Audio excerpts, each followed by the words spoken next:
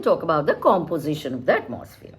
Atmosphere, as we know, is a mixture of many gases as also tiny solid particles.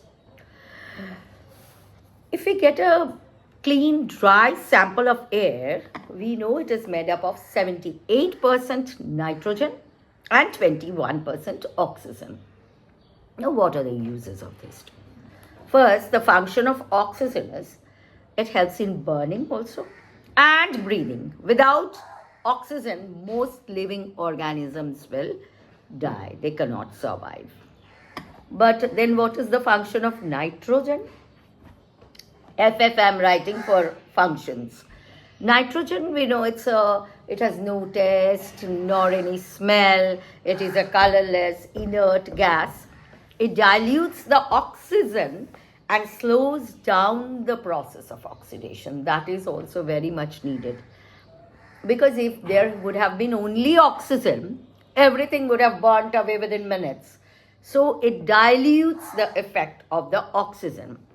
It is essential for all living things, but one thing is there, just say we can use oxygen directly from the atmosphere, we cannot use nitrogen directly.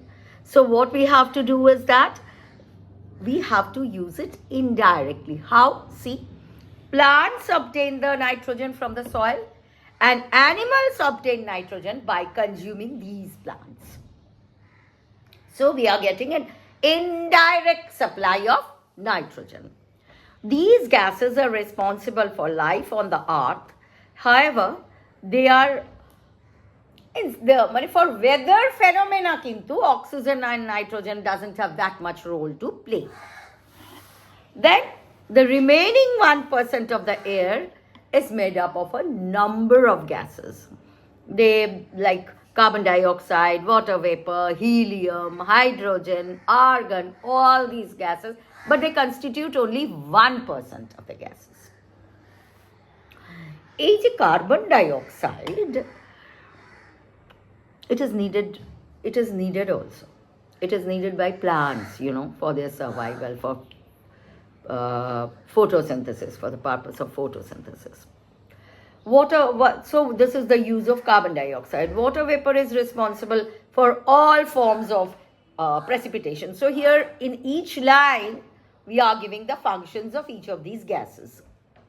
And hence the circulation, so water vapor helps in the circulation of fresh water. Lakshit, do quickly. Water vapor is added to the atmosphere by evaporation. Then how is water vapor added to the atmosphere? By evaporation from oceans, from lakes, from rivers, as well as transpiration, even from the vegetation covers. And we also give out CO2 and water vapor also by our respiratory processes. Then some particles like pollens from the plants, dust from dust storms, ash from the meteorites, volcanic eruptions, all of these also help they are also available in the various lower layers of the atmosphere. They are available. These particles act as nuclei because the water vapor has to cling to something, na? So they act as the nuclei in which the water vapor clings to, and they form raindrops around them, and they also scatter the sun's radiation, and the amount of dust also varies from place to place. It depends how much pollution is there, then dust is created at that place.